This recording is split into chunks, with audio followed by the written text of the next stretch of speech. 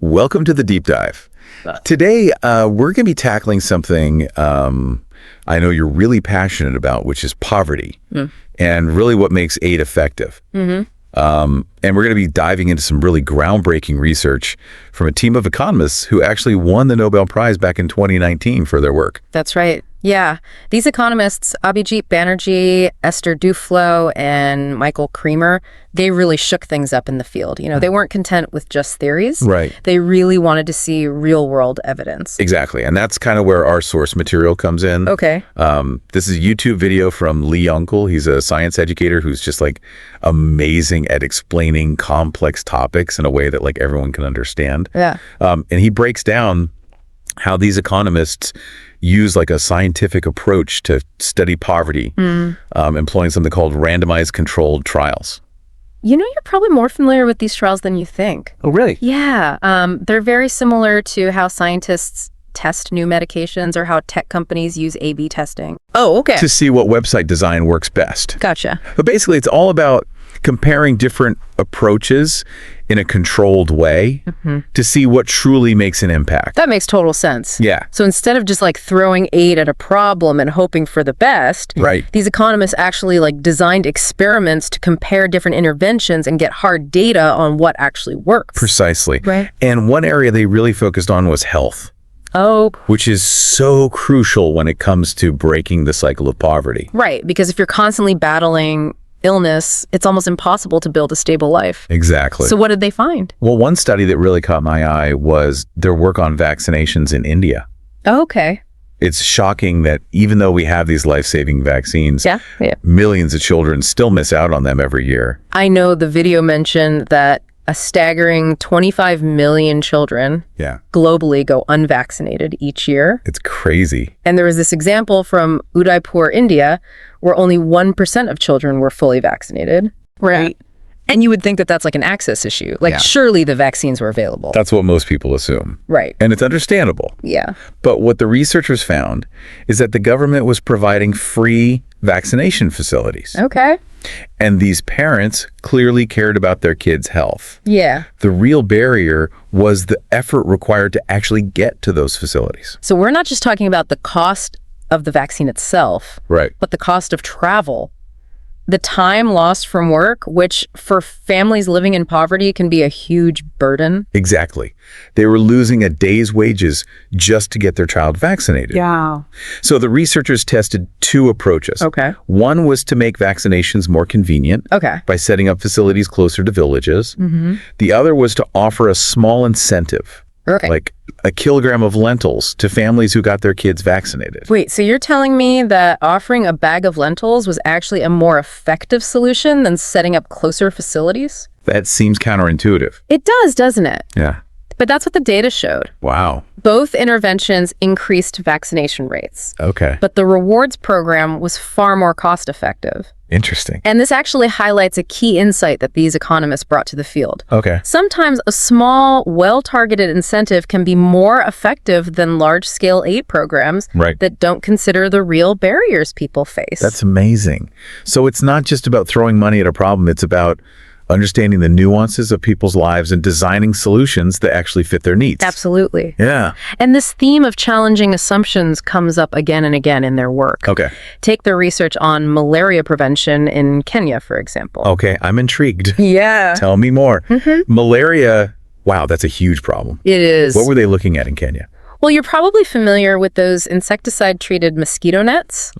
They're a pretty simple and effective way to prevent malaria transmission. Yeah, I've heard of those, Yeah. but I can also see how some people might argue that just giving them away for free would lead to people not valuing them or becoming dependent on handouts. That's a common concern, Right. and it's something these economists wanted to investigate. Yeah. So they set up an experiment in Kenya where they offered mosquito nets at different prices, Good. including giving some away for free. Okay. They wanted to see how the cost affected both the usage of the nets and people's willingness to buy them in the future. Okay, so were people just using the free nets as fishing nets or something? What did they find? That's what's so fascinating. They found that people use the nets properly regardless of the price. Oh, wow. And here's the real kicker. They were just as likely to purchase nets later on, even if they had received their initial net for free. Hold on. So giving something away for free doesn't necessarily create dependency. Right. That totally flips the script on what a lot of people assume about aid. It really does. Yeah. This study highlights that sometimes removing that initial cost barrier is all it takes to encourage people to adopt a beneficial behavior. Yeah. It empowers them to take control of their health. It's like you're not just giving a handout, you're giving people a chance to help themselves. Exactly. This is really making me rethink some of my own assumptions about poverty and aid. It's powerful stuff, isn't it? And this idea of challenging assumptions extends to their work on education as well. Okay. Which is another critical factor in breaking the cycle of poverty. Right, because education has the potential to lift entire communities out of poverty. Yeah.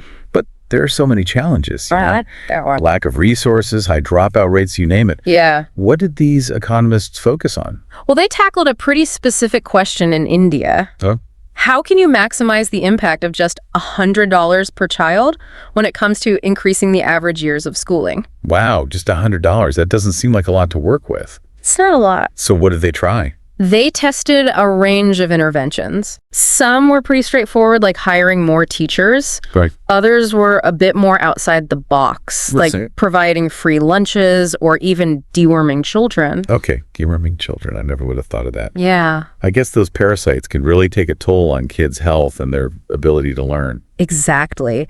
And the results were eye-opening. Okay. Hiring more teachers led to an average increase of 1.7 years of schooling. Okay. Which isn't bad. Yeah. But get this, providing free lunch boosted that to 2.8 years. Interesting. So addressing basic needs like hunger can have a significant impact on education. It can. But what about the deworming? That's where things get really mind-blowing. Okay. Deworming the children led to a whopping 28.6-year increase in average schooling. Wait, 28.6 years. That's incredible. I mean, that's life-changing. It is, and there's more. Right. They also found that educating parents about the value of education had an even bigger impact. Wow. Resulting in a 40-year increase. Wow. That just shows you the power of knowledge and changing mindsets. Right.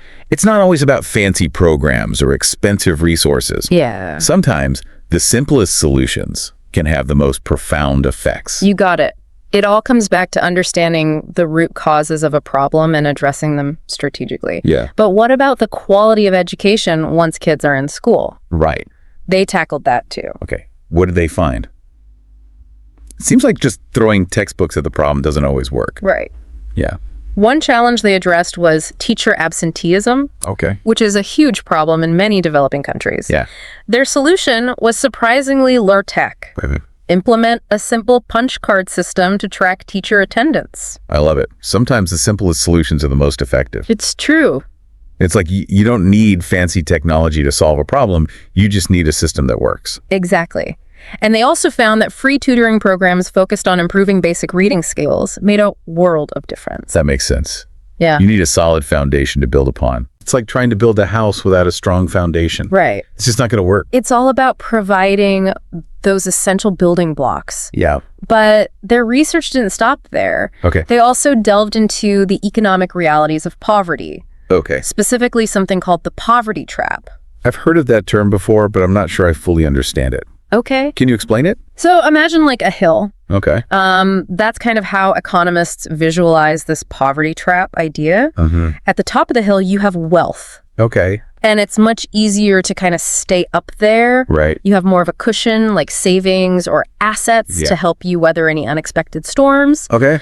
But at the bottom of the hill, even a small setback, like an illness or a job loss, can send someone kind of tumbling further down. So it's like the richer get richer and the poorer get poorer? Yeah, in a way. It doesn't seem very fair. It's not. And that's why these economists really argue for the importance of safety nets. Things like access to healthcare or insurance or even just a small emergency fund. Right. Those can make all the difference in preventing people from falling deeper into poverty. It's about giving people a chance to catch their breath, Exactly. to get back on their feet. Yeah. So it's not just about individual effort. It's about creating a system that supports people when they're struggling. Precisely. And this research really underscores that poverty is a complex issue with a lot of interconnected factors. It's like a puzzle. You have to look at all the pieces to see the whole picture. It is. Speaking of which, what about microfinance? Okay. I remember learning about Muhammad Yunus and the Grameen Bank, Yeah. which provides small loans to help people, especially women, start businesses in Bangladesh. And it seemed like such a brilliant idea at the time. It is a powerful concept. Yeah. The idea is to empower people to lift themselves out of poverty through entrepreneurship.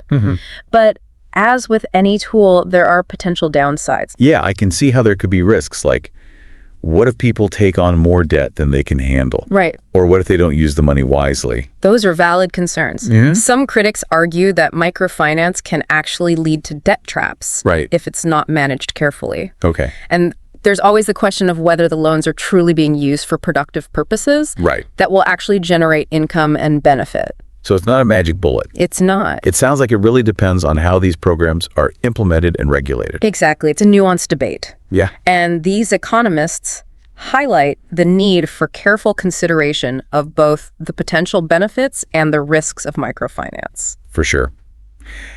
It seems like a lot of their work boils down to challenging assumptions. It does. What were some of the more surprising things they discovered about, like the psychology of poverty? There was one anecdote from the video that really stuck with me. Okay. The researchers were observing a village where many of the children were malnourished, yet a lot of the families still own TVs. That's interesting. It seems counterintuitive to prioritize a TV over food, especially when you're struggling to make ends meet. Right. You might think, why not spend that money on food instead? Right. But the research suggests that it's not simply about making bad choices or lacking willpower. So what's going on then? It's about coping mechanisms. Okay. You know, these families are living in incredibly difficult circumstances, Yeah. facing constant stress and uncertainty. Right. Sometimes having something like a TV can provide a small sense of normalcy, Yeah. a way to escape from the harsh realities of their daily lives, All or right. even like a status symbol within their community. That makes sense.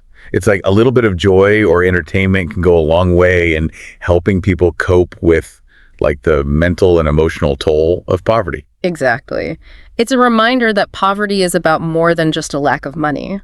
Right. It's this complex web of social, psychological, and economic factors. It really challenges you to look beyond your own assumptions and try to understand the world from a different perspective. It does.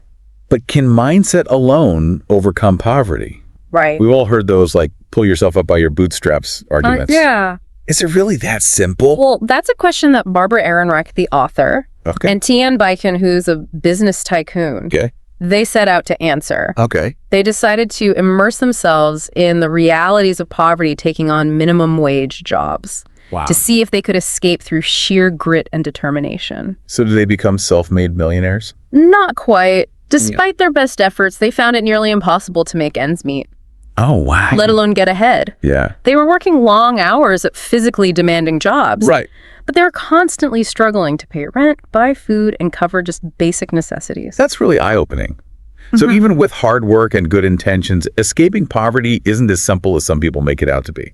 Exactly. Their experience highlighted the systemic barriers that keep people trapped in poverty, Right. regardless of their work ethic or aspirations. It's not just about individual effort, but about the opportunities and resources that are available to people. Right. Systemic factors like a lack of access to affordable housing, quality education, and reliable transportation all play a huge role. Wow. We've covered a lot of ground today, from vaccinations and mosquito nets to the psychology of poverty and the limitations of individual effort. It's clear that effective aid requires a nuanced approach that considers all these different factors. It does. It's about being willing to challenge our assumptions, to experiment, Yeah. and to constantly learn and adapt. Absolutely. It's not about imposing our own ideas, Right. but about listening to the people we're trying to help and understanding their needs and challenges. I completely agree. And perhaps most importantly, it's about recognizing that poverty is a complex issue, Yeah. but it's not insurmountable. It's not. I'm really struck by the idea that even small interventions like a kilogram of lentils Right. or a simple punch card system can have a significant impact when they're targeted effectively. Yeah. It gives me hope that we can make a real difference if we approach this issue with both compassion and a commitment to evidence-based solutions. Absolutely. It's a reminder that even small actions can have a ripple effect. Well, this has been an incredibly insightful deep dive. I know I've learned a lot, and I hope our listeners have too.